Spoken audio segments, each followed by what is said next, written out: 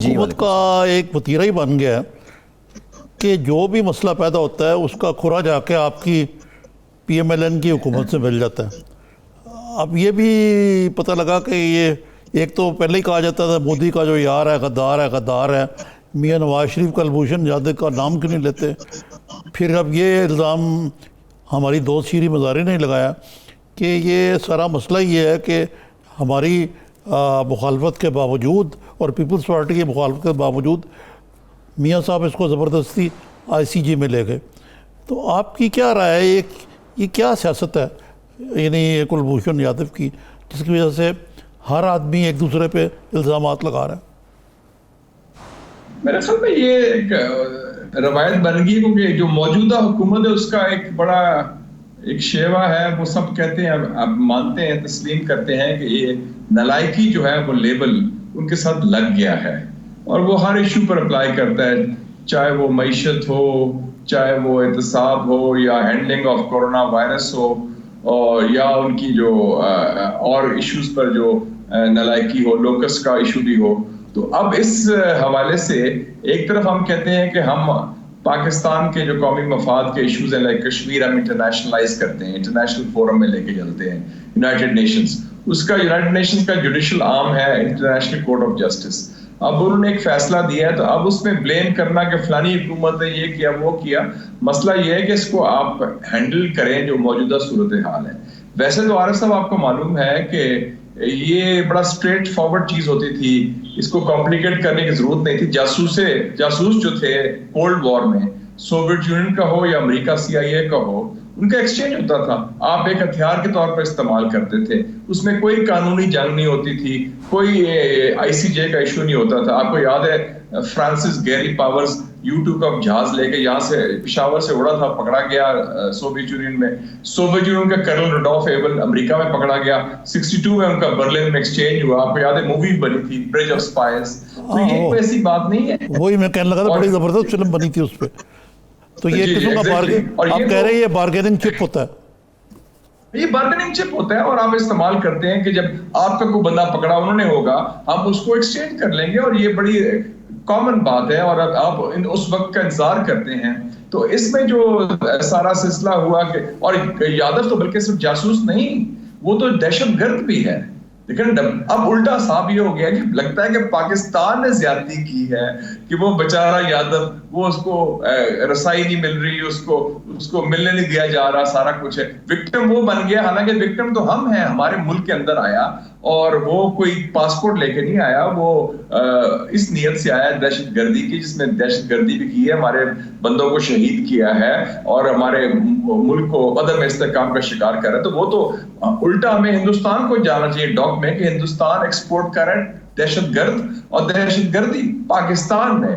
اور تو میرے خیال میں اوورآل ذرا ہینڈلنگ ہماری اور یہ جو تو میں ہمیں قرار دی نا شروع، یہ اچھی بات نہیں، کیونکہ کلبھوشن ایسا ایشو ہے جس میں ہمیں ایک نیشنل کنسنسس کے ذریعے آگے بڑھنا چاہیے تھا، نہ کہ ہم اس کو ایک سیاسی ہتھیار، آپس میں جو لڑائی ہے سیاست میں چپکلش ہے اندرونی سیاست کی، اس کو ہم نے بنا دیا۔ تو میرے خیال میں ہمارے جو دوست ہیں حکومت کے وہ بڑے تنگ نظر ہیں اور ان کی دور اندیشی نہیں ہے اس سلسلے میں۔ شاہ صاحب لیکن بلاول صاحب نے اور خواجہ آصف نے بھی یہ کہا کہ اینا رو دیا جا رہا ہے یہ، اور انہوں نے عمران خان کی جو اسکریپ بک سے نکال کے یہی بات جو وہ کہتے ہیں یہ کہہ دی کہ وہ ایسے کر رہے ہیں، اور یہ بھی تو اپوزیشن کی بھی تو زیادتی ہے، لیکن شاید اپوزیشن والے کہتے ہیں کہ ہمارے ساتھ بھی یہی ہوا ہے، مطلب میاں صاحب کو تو کہا گیا کہ آپ نام نہیں لیتے کلبھوشن یادو کا، تو عمران خان صاحب نے کتنی دفعہ کلبھوشن یادو کا نام لیا؟ لیکن یہ وہی جو ٹریٹمنٹ ان کے ساتھ ہوتی رہی وہی ادھر اپلائی ہو رہی ہے۔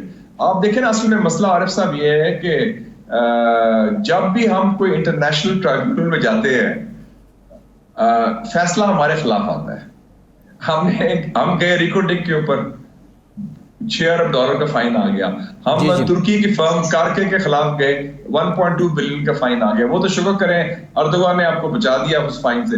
پھر ہم یادو کے ایشو پر بھی گئے، تو اصل بات یہ ہے کہ بنیادی طور پر تو ٹھیک ہے انہوں نے سزائے موت اس کی معطل کی، اس کو رہا نہیں کیا، لیکن بنیادی طور پر تو ان کو سارے رائٹس دے دیے گئے، جو فیصلہ تھا وہ مجموعی طور پر ہمارے حق میں نہیں تھا. ہمیں یہ اب اس فیصلے کے ہم پابند ہیں انڈر انٹرنیشنل لا.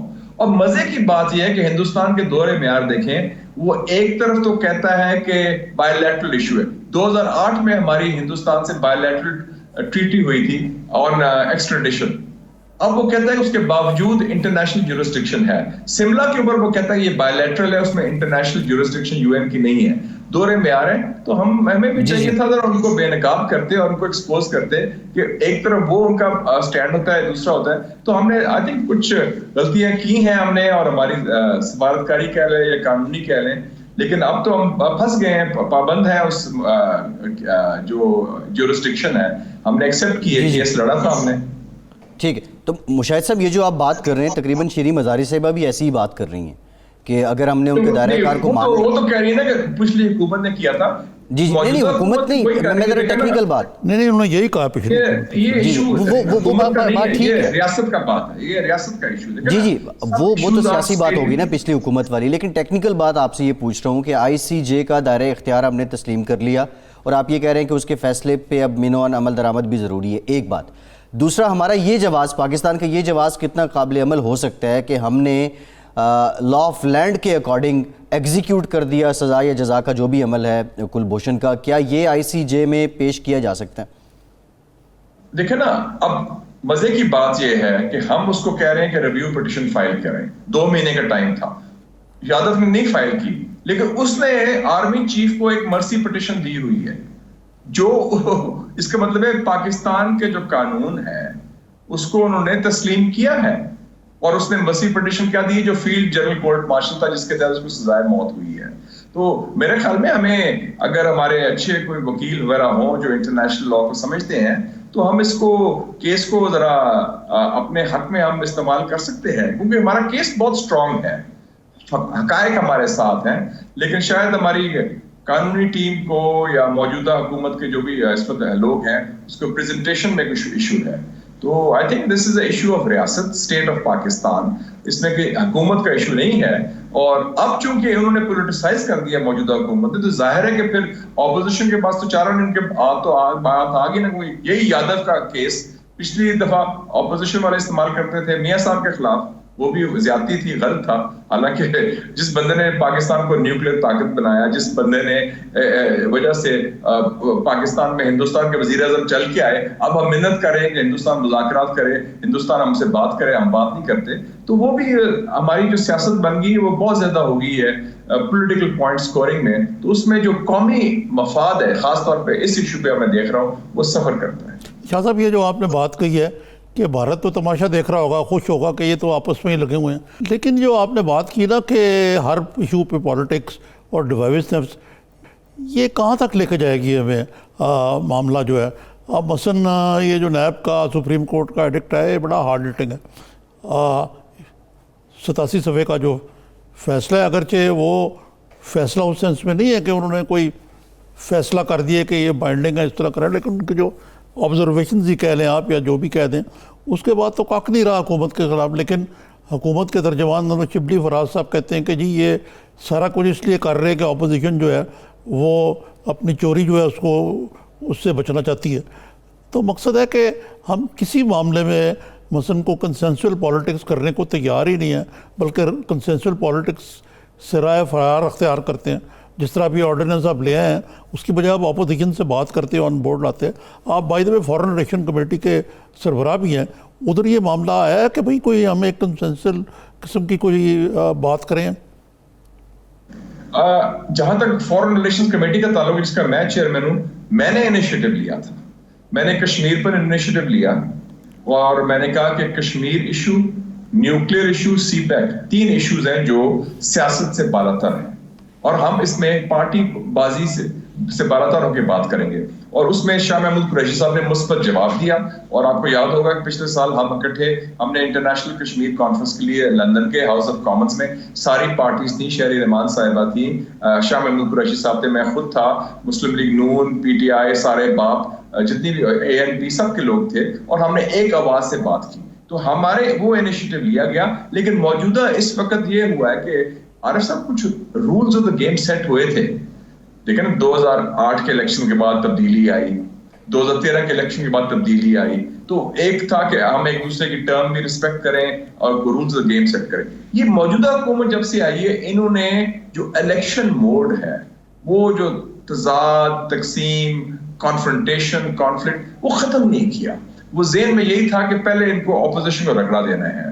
اب دیکھیں نا کہ اب اتنا بڑا ایشو ہے, مثلا آج کا ایگزامپل دیتا ہوں, میں پڑھ رہا تھا کلائمیٹ چینج کا, انہوں نے ملک امین اسلم کو اسپیشل اسسٹنٹ بنا دیا ایڈوائزر آن کلائمیٹ چینج سے, اور جو اسپیشل اسسٹنٹ تھا اکاؤنٹیبلٹی کا اس کو لگا دیا ہے ایڈوائزر, کیونکہ وہ سمجھتے ہیں کہ اپوزیشن کو رگڑا دینا زیادہ امپورٹنٹ ہے بنسبت کلائمیٹ چینج جیسے اتنا امپورٹنٹ ایشو سے. میں ایک مثال دے رہا ہوں. اور اس کے علاوہ حکومت کو بڑے سیٹ بیکس آئے ہیں. ایک